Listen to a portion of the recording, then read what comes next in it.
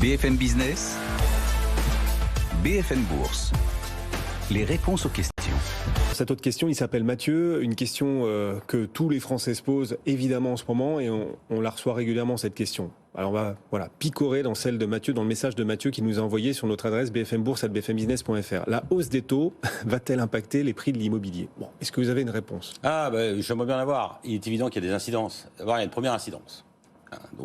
C'est que la hausse des taux a fait qu'avec le seuil, le taux d'usure, qui vient de remonter à 4% aujourd'hui, et qui est révisable mensuellement et non plus trimestriellement, faisait qu'il y a à peu près 30% des contribuables, je suis obsédé par l'impôt moi, donc il y a 30% des demandeurs, des pollicitants, ceux qui souhaitent un crédit, qui n'a pas pu être satisfait parce qu'on excédait justement ce seuil d'usure, 4% aujourd'hui.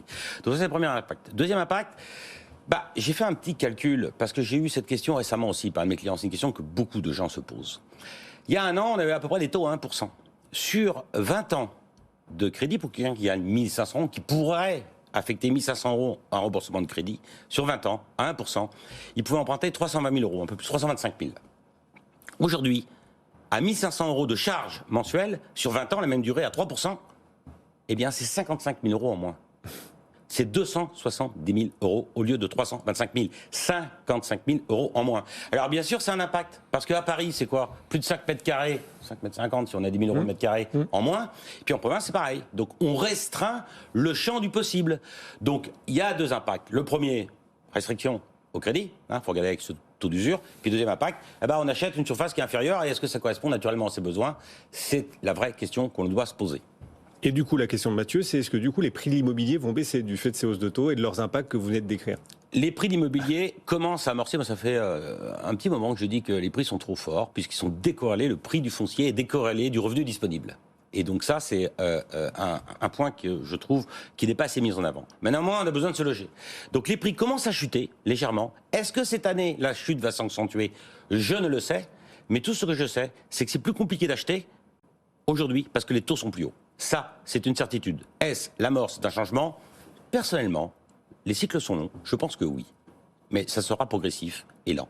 En tout état de cause, la rencontre de la volonté entre le vendeur et l'acheteur, elle ne se fait pas. Les délais aujourd'hui de traitement entre la mise sur le marché et la cession du bien sont plus longs. Mais vous pensez, dans votre intime conviction, c'est qu'on va vers une nette baisse des prix d'immobilier, progressive, mais nette. Progressive, on l'a entendu, mais nette quand même. Un nouveau cycle immobilier. Vous avez parlé de cycle, Benoît. Oui, on a un cycle aussi depuis 20 ans.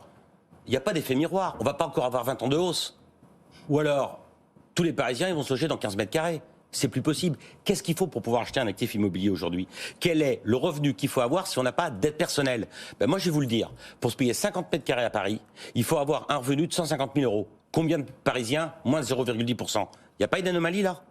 Il y en a une. Il faut que le marché corrige pour donner de l'oxygène et repeupler nos villes d'autres people que les non-résidents. On voit aussi que le marché immobilier parisien, je reste à Paris, il est quand même très animé par les non-résidents.